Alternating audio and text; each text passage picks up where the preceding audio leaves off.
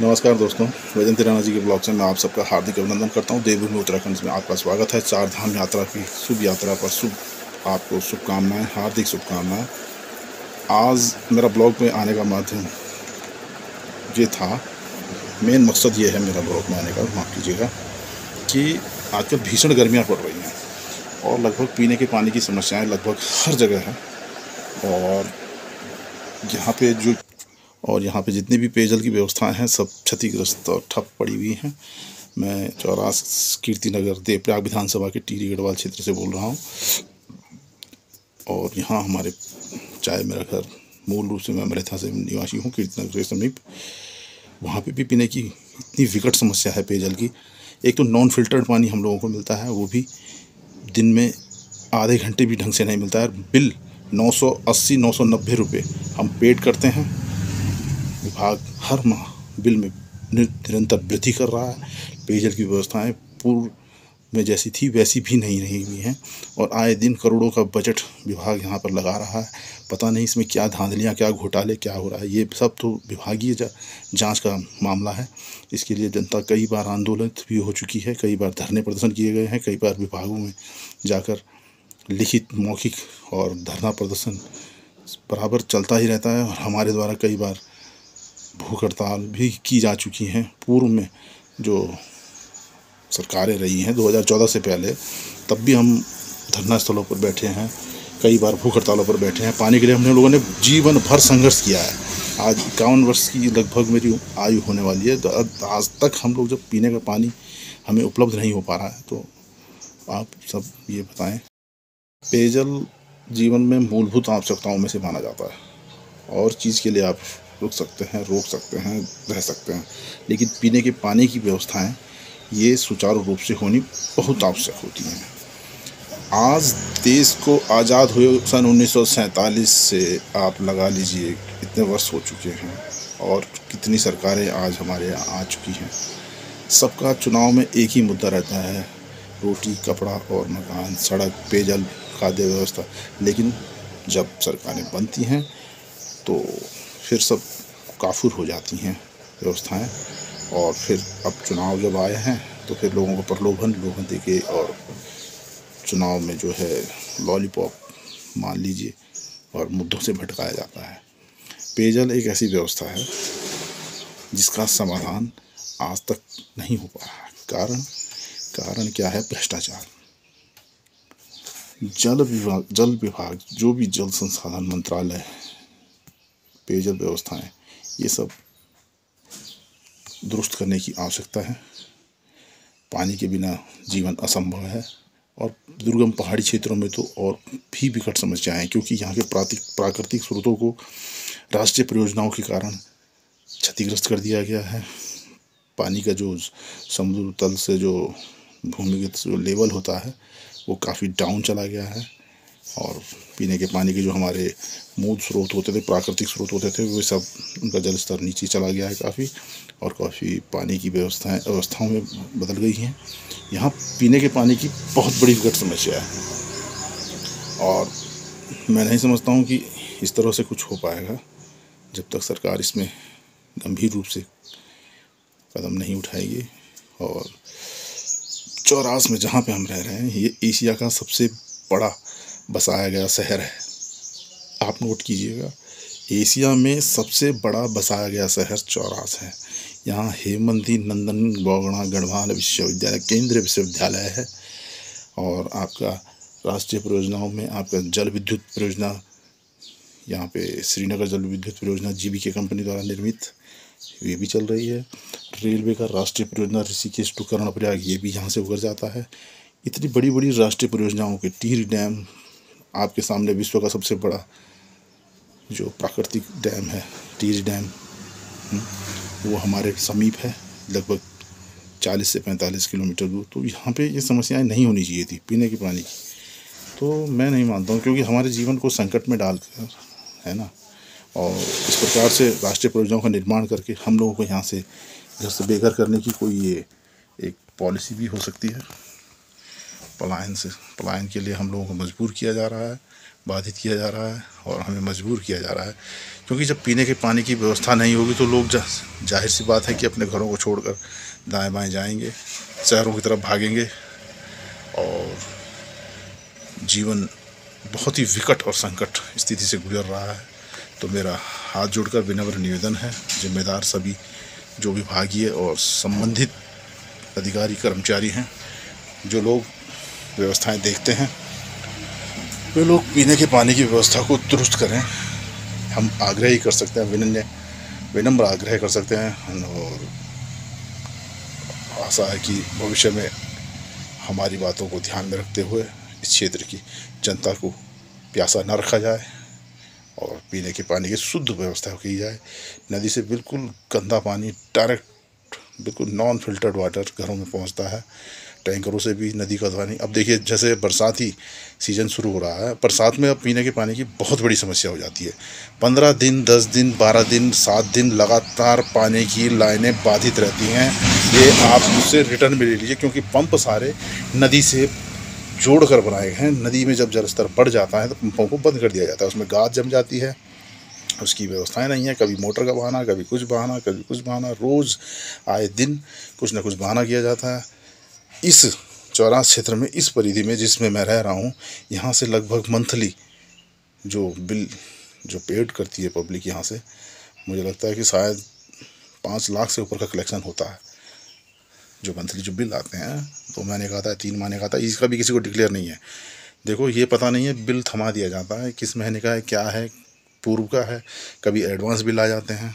इससे कोई अनुमान नहीं लगाया जा सकता कि बिल कब का है। लेकिन पब्लिक की मजबूरी है, पब्लिक को बिल पेमेंट करना पड़ता है और लोगों में कुछ उत्सुकता कुछ ज़्यादा भी रहती है। ऑनलाइन पेमेंट करने के चक्कर में लोग फटाफट जो है इसको पेमेंट भी कर देते हैं। जबकि जब पीने की पानी की 6 महीने साल भर से बाधित व्यवस्थाएं, हमने कई बार इस चीज़ को कंप्लेंट करवाया है, तो इसको बिल को माफ़ी किया जाए। या तो जब पीने का पानी ही आप लोग महीनों महीनों तक नहीं दे रहे हैं तो बिल किस बात का भाई, इस बात का हमें जवाब दो। इसके लिए हमने कई बार SDM महोदय के यहाँ भी धरना किया, प्रदर्शन किया, आंदोलन किया, कई बार गए हैं, तो उन्होंने भी आश्वासन ही दिया। लेकिन मैडम ने भी कुछ, यहाँ कोई पंत मैडम है इस टाइम कीर्तिनगर में, जिनकी बिल्कुल भी कहीं भी सुनवाई नहीं होती है। अधिकारियों की तो कोई नहीं सुनता है, क्योंकि सब जगह नेतागिरी छावी है, नेताओं की हर जगह चलती है। और वर्तमान में तो डबल इंजन के नेता हैं, तो जाहिर सी बात है कि सब जगह दादागिरी है। ठेकेदार उनके, अरबों करोड़ों के ठेके उनके नाम पे, जितने पेयजल जो फीटर हैं सारे उनके, है ना। तो अव्यवस्थाएं तो होनी ही होनी है। इसमें अधिकारियों का कहीं पे भी कोई अंकुश नहीं है और सरकार को इस पर गहराई से ध्यान देना चाहिए। अगर जनता पीने का पानी के लिए उग्र हुई तो शायद अगली क्रांति जो है पीने के पानी के लिए ही होगी। और जो सरकारें अगर तख्ता पलट होंगी तो पीने के पानी से और सड़कों की अवस्थाओं से, यातायात की अवस्थाओं से, पब्लिक की रोज़मर्रा की ज़रूरत की चीज़ों की व्यवस्थाओं से और लोगों को उनकी मूलभूत आवश्यकताओं से वंचित रखने के और राष्ट्रीय परियोजनाओं के बढ़ते दबाव से और पब्लिक को जो नुकसान पहुंचाया जा रहा है, ये बहुत बड़ी समस्या भविष्य में हमारी केंद्र सरकार को भी हो सकती है और राज्य सरकार को भी हो सकती है। और हम लोग वैसे भी हिमालयी तट क्षेत्र से हैं, इस बात का भी सरकार को ध्यान देना चाहिए कि हमारे लोगों के साथ में बहुत अन्याय हो रहा है। चाहे हमारे नौजवान पीढ़ी है, युवा हैं, रोज़गार के लिए भटक रही हैं, सड़कों पे दर दर भटक रहे हैं। आज यहाँ रोज़गार की भी बहुत बड़ी समस्याएं हैं। तो ये तो कुछ ऐसे मुद्दे हैं कि जिन पे कभी भी हल नहीं होना। लेकिन मेन मकसद आज का जो है वो पीने के पानी की अव्यवस्थाओं को लेकर है। पीने के पानी की व्यवस्थाओं को दुरुस्त किया जाए, हमारा हाथ जोड़कर निवेदन है। और बाकी मैं आपको दिखाता हूँ कुछ वीडियो के माध्यम से भी, मैं आपको झलकियाँ दिखाऊंगा यहाँ पीने के पानी कितनी समस्याएं हैं। तो दोस्तों बने रहिए। 26 मई 2024 दोपहर 12:20 पर ये देखिए, ये है यहाँ की पानी की हालत। इस प्रकार के पानी में आप अपने बाल बच्चे परिवारों को किस प्रकार से पालेंगे। ये देखिए, मान लिया जाए आ भी जाए पानी तो ऐसे डुबकी लगा के इस प्रकार से ऐसे देख रहे हैं, ऐसे करके कभी जमानों में हम कुओं में इस प्रकार से पानी देखिए बहुत समस्या है। देखिए पानी की बहुत समस्या रहती है। ये देखिए बर्तनों को इस प्रकार से, ये देखिए ये पानी अभी जब टैंकर से आया तो जाके ये पानी खड़ा है। ये देखिए तमड़ी तमड़ी सब बंद पड़ दिन देख रहे अपन क्यों बोलो फुटियों भांडो फुटियों भांडो। बहुत समस्या है पानी की निरंतर समस्या बनी रहती है।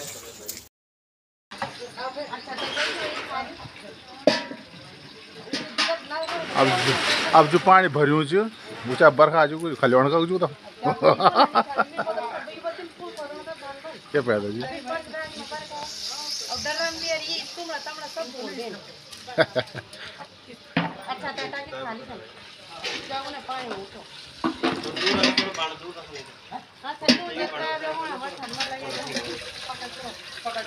पैप लगाने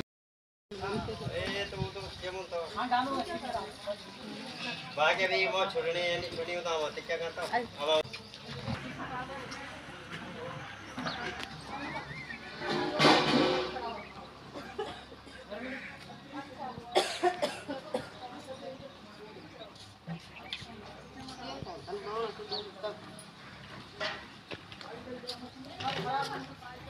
दिखाने विवाह में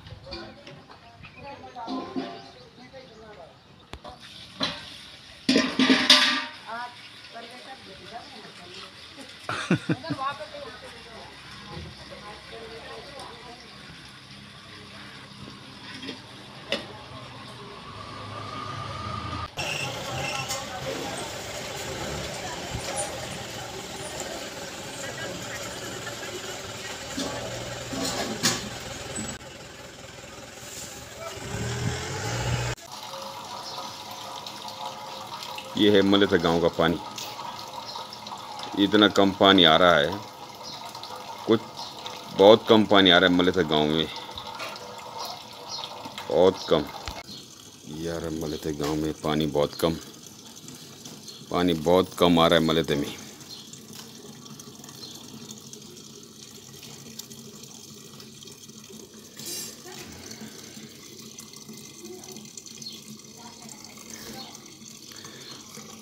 और देखिए अभी इस पानी को भरेंगे हम टंकियों में। कुछ पानी तो हमने टैंकर से भर लिया है, लेकिन ये बारिश का पानी आ रहा है, इससे हम अब बर्तन भरेंगे, टंकियां भरेंगे। तो क्योंकि जब हमारे यहाँ चौरास में पानी की बहुत ज़्यादा दिक्कत है, तो हम जब बारिश आती है तो हम तुरंत टंकियां भरते हैं।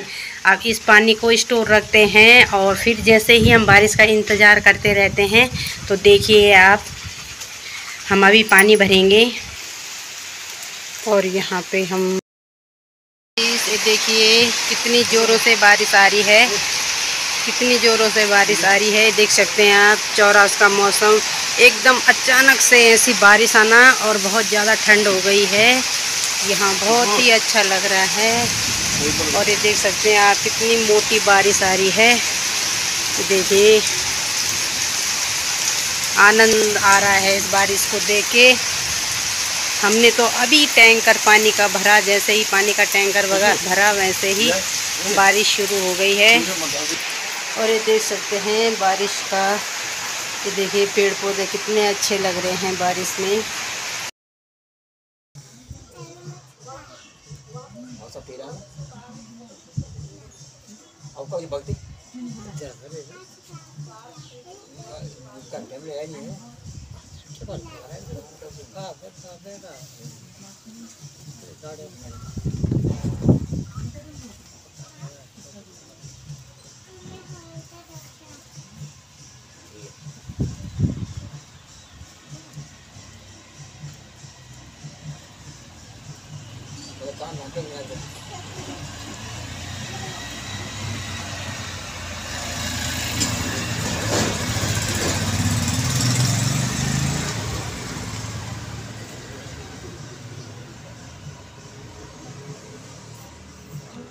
कोई वार्ता लगा दे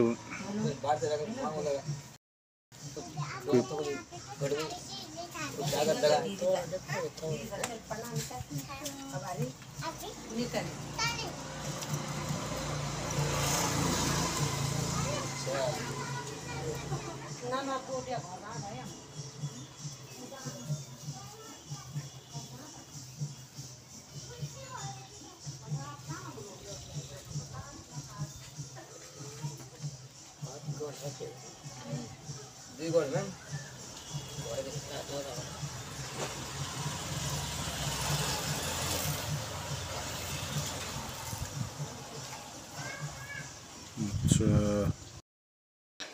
तो आपने कुछ वीडियो की झलकियों के माध्यम से अभी थोड़ा बहुत देखा होगा। ये व्यवस्थाएं यहाँ की ऐसी ही बनी रहती हैं, ये निरंतर साल भर ऐसी ही है। ये आपने देखा होगा टैंकर के माध्यम से जो मैंने आपको दिखाया था अभी, और जो लोग किस प्रकार से बर्तनों से पानी भर भर के ले जा रहे हैं। बहुत परेशान हैं लोग अपने बच्चों को पढ़ाएंगे, खिलाएंगे, पिलाएंगे, रोजी रोटी करेंगे कि भैया दिन के 12 बजे, 2 बजे, 3 बजे पानी के चक्कर में पूरा दिन वेस्टेज हो जाता है, सारी दिनचर्या ख़राब हो जाती है। तो ये सब चीज़ें भविष्य में ऐसी चीज़ें नहीं होनी चाहिए, है ना। तो इन सब चीज़ों को ध्यान में रखते हुए आपसे निवेदन है। तो आशा करता हूँ अगले ब्लॉग में फिर मिलेंगे। कोई गलतियाँ होंगी, त्रुटि होंगी, उसके लिए क्षमा चाहता हूँ। आपका नमस्कार। जय देवभूमि, जय भारत, जय हिंद।